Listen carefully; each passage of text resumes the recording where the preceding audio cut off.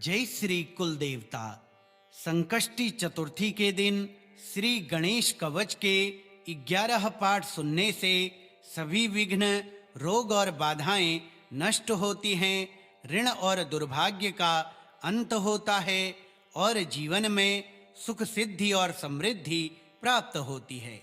तो आइए प्रारंभ करते हैं इस कवच के दिव्य 11 पाठ। श्री गणेश कवचम। ओम गणेशं शिरः पातो ललाटं धूम्रकेतनः, नेत्रे विघ्नहर्ता मे कर्णौ पातु विनायकः, मुखं पातु गजाननः, चिबुकं पातु लंबोदरः, वाचं पातु गणेशो मे जिह्वां विद्याप्रदायकः, दन्तान् पातु महादन्तः, नासिकां मूषकध्वजः, स्कन्धौ पातु महाकायः, बाहू पातु महेश्वरः, हृदयं पातु हेरम्बः, उदरं पातु विघ्नराट्, कटिं पातु विकटश्च, जङ्घे पातु महोदरः, ऊरो पातु गणाध्यक्षः, पादौ पातु शिवात्मजः, सर्वाङ्गेषु सदा पातु वक्रतुण्डो महाबलः, पूर्वे पातु गणेशो मे आग्नेय्यां सिद्धिदायकः, दक्षिणे पातु विघ्नेशः, नैऋत्ये पातु पार्वती, पश्चिमे पातु विघ्नघ्नः, वायव्यां पातु वल्लभः, उत्तरे एकदन्तश्च, ईशान्यां सिद्धिसेवितः, जले स्थले तथाकाशे मध्ये पातु विनायकः, भये संकटे घोरे पातु विघ्नविनाशकः, इदं गणेशकवचं नित्यं यः पठते सुधीः सर्वसिद्धिमवाप्नोति, नित्यं तस्य न जायते। ॐ गणेशं शिरः पातु ललाटं धूम्रकेतनः, नेत्रे विघ्नहर्ता मे कर्णौ पातु विनायकः, मुखं पातु गजाननः, चिबुकं पातु लंबोदरः, वाचं पातु गणेशो मे जिह्वां विद्याप्रदायकः, दन्तान् पातु महादन्तः, नासिकां मूषकध्वजः, स्कन्धौ पातु महाकायः, बाहू पातु महेश्वरः, हृदयं पातु हेरम्बः, उदरं पातु विघ्नराट्, कटिं पातु विकटश्च, जङ्घे पातु महोदरः, ऊरो पातु गणाध्यक्षः, पादौ पातु शिवात्मजः, सर्वाङ्गेषु सदा पातु वक्रतुण्डो महाबलः, पूर्वे पातु गणेशो मे आग्नेय्यां सिद्धिदायकः, दक्षिणे पातु विघ्नेशः, नैऋत्ये पातु पार्वती, पश्चिमे पातु विघ्नघ्नः, वायव्यां पातु वल्लभः, उत्तरे एकदन्तश्च, ईशान्यां सिद्धिसेवितः, जले स्थले तथाकाशे मध्ये पातु विनायकः, भये संकटे घोरे पातु विघ्नविनाशकः, इदं गणेशकवचं नित्यं यः पठते सुधीः सर्वसिद्धिमवाप्नोति, नित्यं तस्य न जायते। ॐ गणेशं शिरः पातु ललाटं धूम्रकेतनः, नेत्रे विघ्नहर्ता मे कर्णौ पातु विनायकः, मुखं पातु गजाननः, चिबुकं पातु लंबोदरः, वाचं पातु गणेशो मे जिह्वां विद्याप्रदायकः, दन्तान् पातु महादन्तः,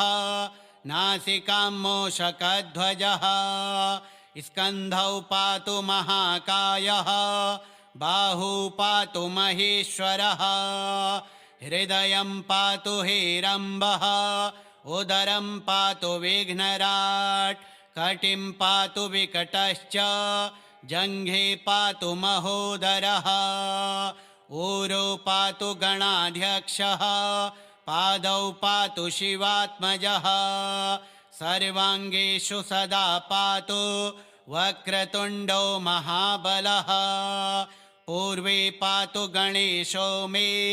आग्नेय्यां सिद्धिदायकः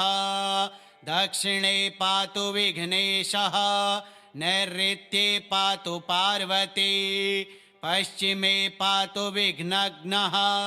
वायव्यां पातु वल्लभः उत्तरे एकदन्तश्च ईशान्यां सिद्धिसेवितः जले स्थले तथाकाशे मध्ये पातु विनायकः भये सङ्कटे घोरे पातु विघ्नविनाशकः इदं गणेशकवचं नित्यं यः पठते सुधीः सर्वसिद्धिमवाप्नोति नित्यं तस्य न जायते। ॐ गणेशं शिरः पातु ललाटं धूम्रकेतनः नेत्रे विघ्नहर्ता मे कर्णौ पातु विनायकः मुखं पातु गजाननः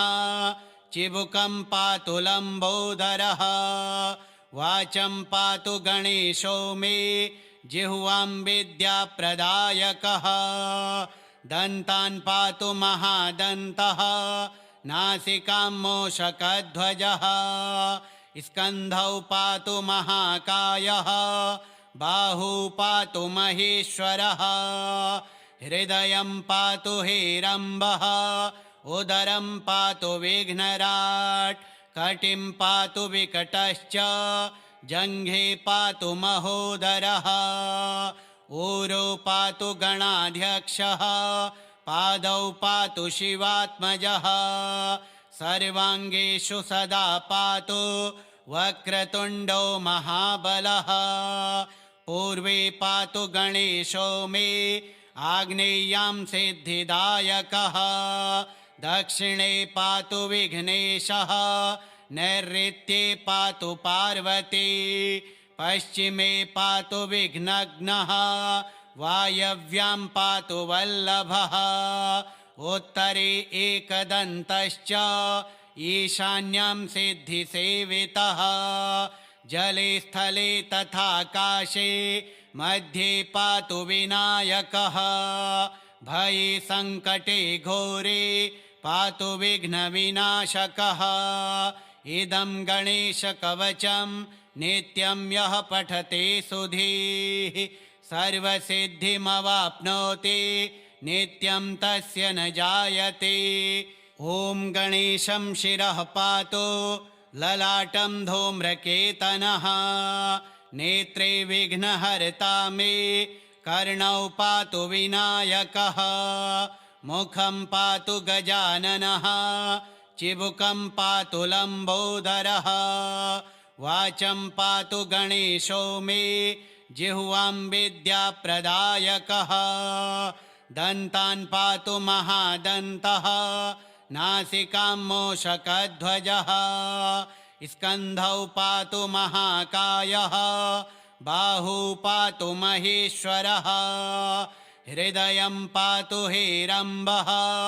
उदरं पातु विघ्नराट् कटिं पातु विकटश्च जङ्घे पातु महोदरः ऊरो पातु गणाध्यक्षः पादौ पातु शिवात्मजः सर्वाङ्गेषु सदा पातु वक्रतुण्डो महाबलः पूर्वे पातु गणेशो मे आग्नेय्यां सिद्धिदायकः दक्षिणे पातु विघ्नेशः नैऋत्ये पातु पार्वती पश्चिमे पातु विघ्नघ्नः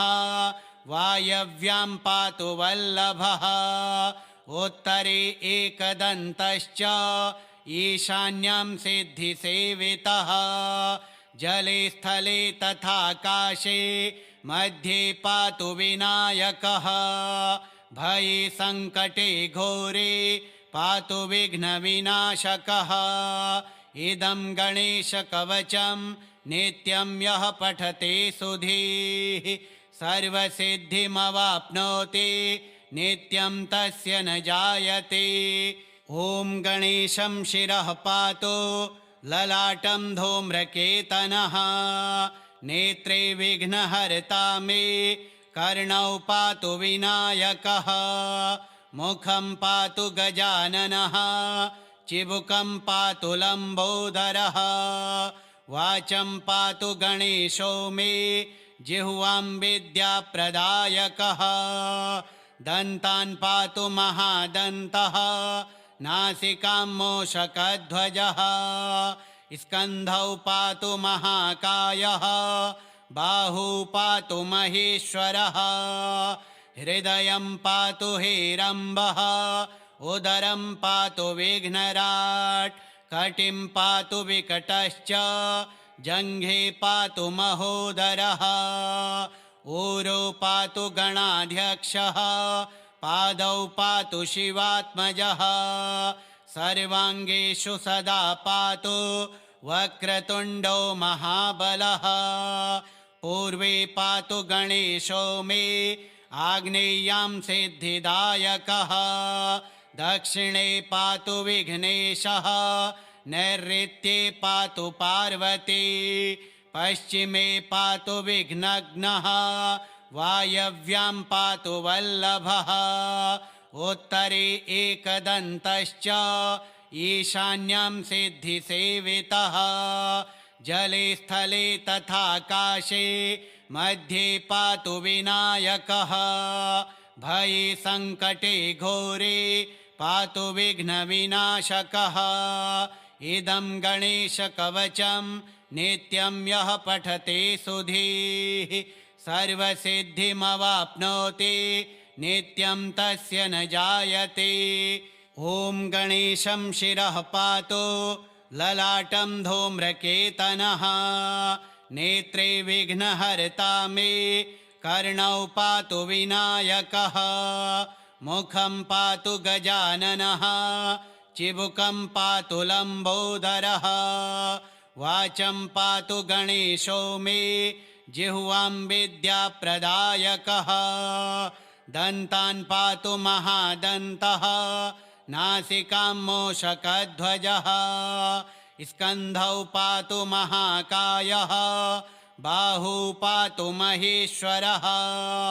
हृदयं पातु हेरम्बः उदरं पातु विघ्नराट् कटिं पातु विकटश्च जङ्घे पातु महोदरः ऊरो पातु गणाध्यक्षः पादौ पातु शिवात्मजः सर्वाङ्गेषु सदा पातु वक्रतुण्डो महाबलः पूर्वे पातु गणेशो मे आग्नेय्यां सिद्धिदायकः दक्षिणे पातु विघ्नेशः नैऋत्ये पातु पार्वती पश्चिमे पातु विघ्नघ्नः वायव्यां पातु वल्लभः उत्तरे एकदन्तश्च ईशान्यं सिद्धिसेवितः जले स्थले तथाकाशे मध्ये पातु विनायकः भये संकटे घोरे पातु विघ्नविनाशकः इदं गणेशकवचं नित्यं यः पठते सुधीः सर्वसिद्धिमवाप्नोति नित्यं तस्य न जायते। ॐ गणेशं शिरः पातु ललाटं धूम्रकेतनः नेत्रे विघ्नहर्ता मे कर्णौ पातु विनायकः मुखं पातु गजाननः चिबुकं पातु लम्बोदरः वाचं पातु गणेशो मे जिह्वां विद्याप्रदायकः दन्तान् पातु महादन्तः नासिकां मूषकध्वजः स्कन्धौ पातु महाकायः बाहू पातु महेश्वरः हृदयं पातु हेरम्बः उदरं पातु विघ्नराट् कटिं पातु विकटश्च जङ्घे पातु महोदरः ऊरो पातु गणाध्यक्षः पादौ पातु शिवात्मजः सर्वाङ्गेषु सदा पातु वक्रतुण्डो महाबलः पूर्वे पातु गणेशो मे आग्नेय्यां सिद्धिदायकः दक्षिणे पातु विघ्नेशः नैऋत्ये पातु पार्वती पश्चिमे पातु विघ्नघ्नः वायव्यां पातु वल्लभः उत्तरे एकदन्तश्च ईशान्यां सिद्धिसेवितः जले स्थले तथाकाशे मध्ये पातु विनायकः भये सङ्कटे घोरे पातु विघ्नविनाशकः इदं गणेशकवचं नित्यं यः पठते सुधीः सर्वसिद्धिमवाप्नोति नित्यं तस्य न जायते। ॐ गणेशं शिरः पातु ललाटं धूम्रकेतनः नेत्रे विघ्नहर्ता मे कर्णौ पातु विनायकः मुखं पातु गजाननः चिबुकं पातु लम्बोदरः वाचं पातु गणेशो मे जिह्वां विद्याप्रदायकः दन्तान् पातु महादन्तः नासिकां मूषकध्वजः स्कन्धौ पातु महाकायः बाहू पातु महेश्वरः हृदयं पातु हेरम्बः उदरं पातु विघ्नराट् कटिं पातु विकटश्च जङ्घे पातु महोदरः ऊरो पातु गणाध्यक्षः पादौ पातु शिवात्मजः सर्वाङ्गेषु सदा पातु वक्रतुण्डो महाबलः पूर्वे पातु गणेशो मे आग्नेय्यां सिद्धिदायकः दक्षिणे पातु विघ्नेशः नैऋत्ये पातु पार्वती पश्चिमे पातु विघ्नघ्नः वायव्यां पातु वल्लभः उत्तरे एकदन्तश्च ईशान्यां सिद्धिसेवितः जले स्थले तथाकाशे मध्ये पातु विनायकः भये सङ्कटे घोरे पातु विघ्नविनाशकः इदं गणेशकवचं नित्यं यः पठते सुधीः सर्वसिद्धिमवाप्नोति नित्यं तस्य न जायते। ॐ गणेशं शिरः पातु ललाटं धूम्रकेतनः नेत्रे विघ्नहर्ता मे कर्णौ पातु विनायकः मुखं पातु गजाननः